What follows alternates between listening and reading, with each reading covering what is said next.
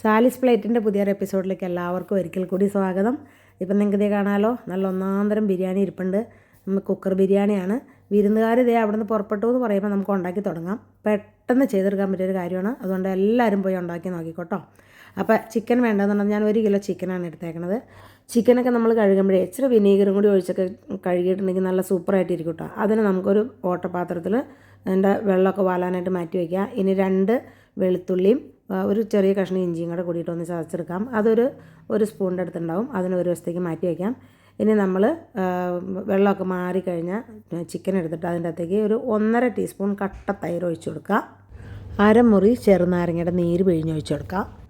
1 സ്പൂണിൻ്റെ അടുത്ത് ഉപ്പ് ഞാൻ ചേർക്കേണ്ടത്. ഉപ്പ് നിങ്ങളുടെ ആവശ്യത്തിനനുസരിച്ച് ഇട്ട് കൊടുക്കണം.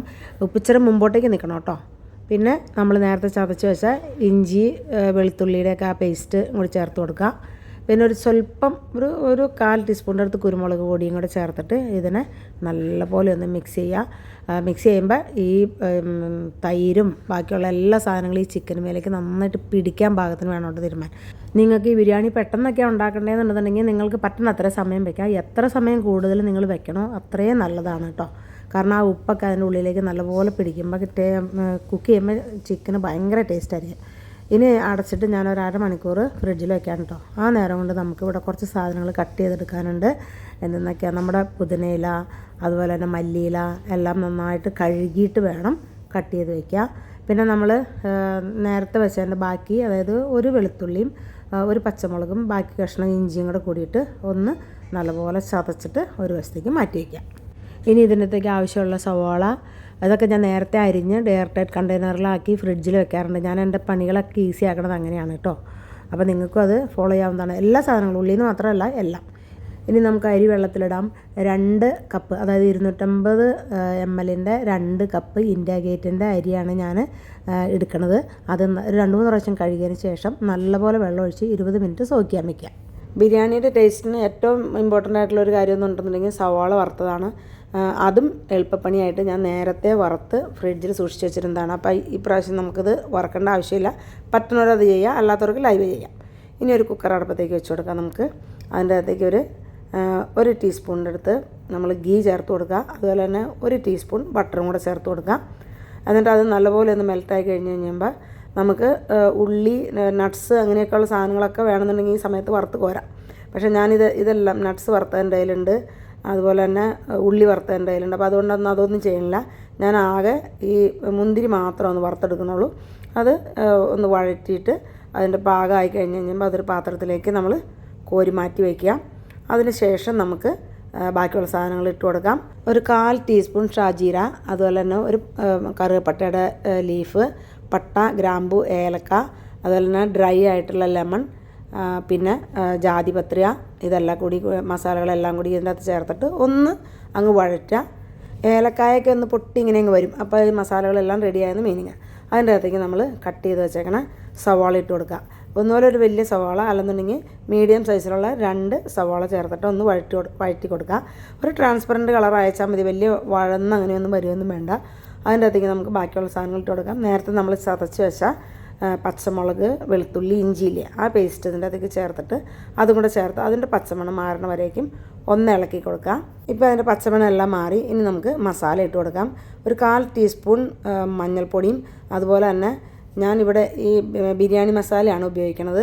അപ്പോൾ ഇതിവിടെ നിങ്ങൾ ഈ കട്ടയൊക്കെ കിടക്കണമെന്ന് എന്താണെന്ന് വിചാരിക്കരുത്. അത് പ്ലമ്മും അങ്ങനെയുള്ള സാധനങ്ങളൊക്കെയാണ്. നല്ല ബിരിയാണി മസാലയാണ്. അത് 1 ടീസ്പൂൺ മാത്രം ഞാൻ ഇതിൻ്റെ അകത്തേക്ക് ഇട്ട് കൊടുക്കണം. 1 ടീസ്പൂൺ ധാരാളം മതിയാവും. ഈ പൊടിയും മസാല എല്ലാത്തിൻ്റെ കൂടെ കൂടിയിട്ട് ഒന്ന് മിക്സ് ചെയ്ത് അതങ്ങ് മൂത്ത് വന്നു കഴിഞ്ഞപ്പോൾ നമുക്ക് ഒരു തക്കാളി കട്ട് ചെയ്ത് അതിൻ്റെ അകത്തേക്ക് ഇട്ട് കൊടുക്കാം. ഒരു മീഡിയം സൈസിലുള്ള തക്കാളി. ജസ്റ്റ് തക്കാളി ഒന്ന് ചിറ്റിച്ച് ആ മസാലയുടെ കൂട്ടത്തിലൊന്നാക്കി എടുത്ത് വെച്ചാൽ മാത്രം മതി. ഇനി നമ്മൾ കട്ട് ചെയ്ത് വെച്ചേക്കണ മല്ലിയില, പുതിനയില എല്ലാം കൂടി കൂട്ടിയിട്ട് ചേർത്ത് കൊടുക്കാം. നേരത്തെ നമ്മൾ വറുത്ത് വെച്ചേക്കണ ഉള്ളിയില്ലേ ആ ഉള്ളിയിൽ നിന്ന് ഒരു പിടി ഉള്ളിയും കൂടി ചേർത്ത് വെച്ചിട്ട് ഇതിൻ്റെ അകത്തേക്ക് ഇട്ട് കൊടുത്തിട്ട് ഒന്ന് നല്ലപോലെ മിക്സ് ചെയ്യാം. ഇതെല്ലാം ഒന്ന് മിക്സ് ആക്കിയിട്ട് നമ്മൾ നേരത്തെ റെഡിയാക്കി വെച്ചേക്കണ ചിക്കൻ പീസുകൾ ഇതിൻ്റെ അകത്തേക്ക് നമ്മൾ ഇട്ട് കൊടുക്കുക. എന്നിട്ട് ആ ചിക്കൻ പീസ് ഇട്ടതിന് ശേഷം നമുക്ക് ഈ മസാലയായിട്ട് നല്ലപോലെ മിക്സ് ചെയ്യണം. കാരണം ചിക്കൻ്റെ പീസുകളിലേക്ക് നമ്മുടെ ഈ മസാല എല്ലാം നല്ലപോലെ പിടിക്കാൻ പാകത്തിന് വേണോട്ടോ ഇളക്കി കൊടുക്കാൻ. അങ്ങനെ ഇളക്കി മിക്സ് ചെയ്തെടുക്കാം. നമ്മൾ ഈ മിക്സ് ചെയ്യുമ്പോൾ തന്നെ കറി പതുക്കെ തിളച്ച് വരണതായിട്ട് നമുക്ക് കാണാൻ പറ്റണില്ലേ. പതിയെ തിള വന്നു തുടങ്ങിയിട്ടുണ്ട്. അപ്പോൾ നമ്മൾ നേരെ കുക്കറിൻ്റെ ലിഡിട്ട് കൊടുക്കുക. ലിഡിട്ട് കൊടുക്കുമ്പോൾ ഒരു കാര്യം ശ്രദ്ധിക്കാനുള്ളത്, ഈ സമയത്ത് നിങ്ങൾ വെയിറ്റ് ഇട്ട് കൊടുക്കരുത്. 10 മിനിറ്റ് ഇങ്ങനെ നമ്മൾ ചിക്കൻ വേവിച്ചെടുക്കണം. 10 മിനിറ്റ് വേവിക്കാൻ പാടുള്ളൂ കേട്ടോ. 10 മിനിറ്റ് കഴിഞ്ഞ് കഴിയുമ്പോൾ നമുക്ക് എന്ത് ചെയ്യണം, ഇതിനൊന്ന് ഓപ്പൺ ചെയ്ത് നോക്കണം. 10 മിനിറ്റ് കഴിയുമ്പോൾ ശരിക്കും കറി വെന്തിട്ടുണ്ടാവും. അതായത് ആ ബോണുമേന്നൊക്കെ ചിക്കൻ്റെ ഫ്ലഷ് ഇങ്ങോട്ട് മാറി നിൽക്കണതായിട്ട് നമുക്ക് കാണാൻ പറ്റും. അപ്പോൾ കറി വെന്തിട്ടുണ്ട്. അപ്പോൾ നമ്മൾ ഇനി 10 മിനിറ്റ് കഴിഞ്ഞപ്പോൾ ഇത് ഓപ്പൺ ചെയ്തപ്പോൾ അതിൻ്റെ അകത്ത് ചെറുതായിട്ട് വെള്ളമുണ്ട്. അപ്പോൾ ഒരു 5 മിനിറ്റും കൂടി നമ്മൾ ഇതിനെ തുറന്നിട്ടിട്ട്, അതായത് ലിഡ് ഇടാതെ കൊണ്ട് മൊത്തം അപ്പോൾ 15 മിനിറ്റ്. 10 മിനിറ്റ് നമ്മൾ ലിഡിട്ട് വേവിച്ചു, 5 മിനിറ്റ് നമ്മൾ തുറന്നിട്ട് വേവിക്കുക. ഇപ്പോൾ ഇതിൻ്റെ വെള്ളമെല്ലാം പതുക്കെ കുറുകി വന്നു. ഈ സമയത്ത് ചിക്കൻ കറിയിലുള്ള ഉപ്പ് കറക്റ്റാണോ എന്ന് നോക്കണം. ഇനി നമ്മൾ നേരത്തെ അരി കുതിർത്തിയിട്ട് 20 മിനിറ്റ് കഴിഞ്ഞ് കഴിഞ്ഞപ്പോൾ അതിനൊരു ഓട്ടപാത്രത്തിലേക്ക് നമ്മൾ വാരി വെച്ച് അതിൻ്റെ വെള്ളമൊക്കെ വലിഞ്ഞു പോയിട്ടുണ്ട്. ആ അരി ഈ കുക്കറിൻ്റെ അതായത് ചിക്കൻ്റെ മീതേക്ക് അങ്ങ് ഇട്ട് കൊടുക്കാം. ഇനി ഈ അരി ഒന്ന് ലെവൽ ചെയ്ത് കൊടുക്കാം. നേരത്തെ ഞാനൊരു കാര്യം പറയാനായിട്ട് മറന്നുപോയി. നമ്മൾ സോക്ക് ചെയ്തിരിക്കുന്ന അരി 20 മിനിറ്റ് കഴിഞ്ഞപ്പോൾ ഒരു ഓട്ടപാത്രത്തിലേക്ക് വാരി വെച്ച് അതിൻ്റെ വെള്ളം എല്ലാം വാർത്തി കളയണം കേട്ടോ. അരിയിലേക്ക് ചേർക്കാനുള്ള വെള്ളം നേരത്തെ തിളപ്പിച്ചിടണം, ഉപ്പ് ചേർത്തിട്ട്. എന്നിട്ട് 2 കപ്പ് അരിയാണ് നമ്മൾ എടുത്തേക്കണം. അതുകൊണ്ട് 2 കപ്പ് വെള്ളമാണ്, നല്ല തിളച്ച വെള്ളമാണ് ഉപ്പ് ചേർത്തിട്ട് ഇതിൻ്റെ അകത്തേക്ക് ചേർത്ത് കൊടുത്തേക്കണത്. അതുപോലെ തന്നെ ഇതിൻ്റെ അകത്തേക്ക് 1 ടീസ്പൂൺ ഗീയും കൂടെ കൂടിയിട്ട് ചേർത്ത് കൊടുക്കണം. പിന്നെ നമ്മൾ വറുത്ത് വെച്ചേക്കുന്ന സാധനങ്ങളൊക്കെ ഉണ്ടല്ലോ, നട്ട്സ്, അതുപോലെ തന്നെ ഗ്രേപ്സ്, ഉള്ളി, അതെല്ലാം കൂടിയിട്ട് ഇതിൻ്റെ മീതെ ഇട്ട് കൊടുക്കുക. കട്ട് ചെയ്ത് വെച്ചേക്കണ മല്ലിയില, പുതിനയില കയ്യിലുണ്ടെന്നുണ്ടെങ്കിൽ കുറച്ചും കൂടി ഇട്ട് കൊടുക്കുക. എല്ലാം കൂടി ഇടണ്ട കേട്ടോ. അവസാനം നമുക്ക് സെർവ് ചെയ്യുമ്പോൾ ഇച്ചിരിയൊക്കെ ഇടാനായിട്ട് വറുത്തതിൽ നിന്നും ഈ അരിഞ്ഞതിൽ നിന്നൊക്കെ ഇച്ചിരി മാറ്റി വെച്ചേരെ.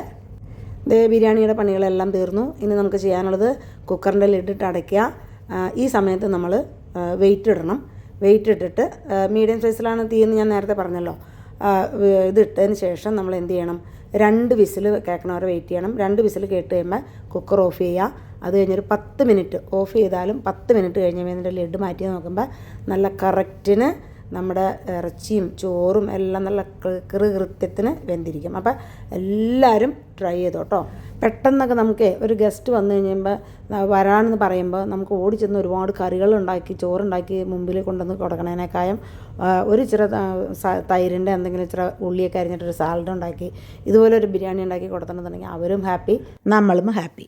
ഉണ്ടാക്കണമെന്ന് ഞാൻ പറഞ്ഞത്, ഉണ്ടാക്കിയതിന് ശേഷം നിങ്ങൾ ലൈക്ക് ചെയ്യുകയും കമൻറ്റ് ചെയ്യുകയൊക്കെ ചെയ്യണം കേട്ടോ.